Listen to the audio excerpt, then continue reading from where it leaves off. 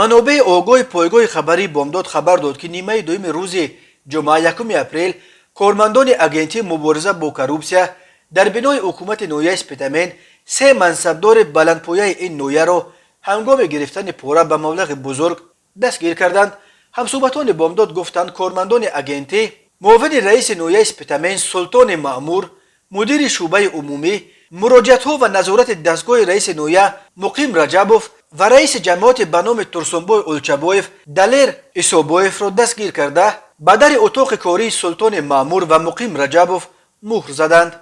بنا به اطلاع دریافتی این سه منصبدار بلندپایه و پرنفوذ نویه اسپیتامین از یک شهروند در عوض تغییر دادن سمت استفاده یک قطعه زمین 100,000 سومانی طلب کرده یک قسم این مبلغ را پیشکی گرفتند و روز 1 اپریل هنگام گرفتن مبلغ باقی مانده از این شهروند دستگیر کرده شدند. این مبلغ از آنها همچون دلیل شیعی یافت و گرفته شده است. گفته می شود شهروند کارافتاده از این منصبداران خواسته است تا با او در قطعه زمینی که برای ساختمان مرکز خدمت رسانی جدا شده بود اجازت ساختمان خانه استقامتی بدهند. همصحبتان بامداد میگویند سلطان مأمور سالهای زیاد رهبری کمیته اداره زمین نویه اسپیتامین یکی از منصب‌های از همه رفغنین را در دست داشت و 1 سال پیش معاون رئیس نویه تعیین شد. او در این مقام نیز رهبر کمیسیه منزل و سرپرست مسائل مربوط به تقسیم زمین بود.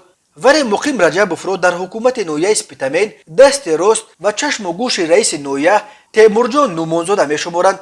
نومانزاده که قبلا رهبری ریاست حفظ محیط زیست ولایت سوخت را در دست داشت ماه ینور سال 2020 رئیس نویه اسپیتامین تعیین شد. یکی از کادرهایی که او همراه خودش به اسپیتامین آورد مقیم رجبوف بود که بلافاصله مدیر شعبه عمومی تعیین شد. او همچنین وظیفه راننده شخصی رئیس نویه را اجرا میکرد و از پیش گپگپ زیادی بود که برای حل کردن یگان مسئله پیش از رفتن به نزد رئیس باید مقیم رجبوف را زیارت کرد و دست او را به قبل سفید کرد. وقتهای آخر بسیاری از منصبداران بلندپایه دستشان قلب در تاجیکستان برای گرفتن پوره از کارافتاده ها نفران مورد باوری خود را موظف میکنند. در صورت دستگیر شدنشان این نفران میانرو گناه را به گردن گرفته به جای پوره‌خور اصلی به زندان میروند. از جمله سال 2019 پیش در شهر استرافشان راننده رئیس وقت این شهر بهرام عنایت‌زاده با نام جانی با اتهام دول بستر صاحبکاران محلی دستگیر شده بود.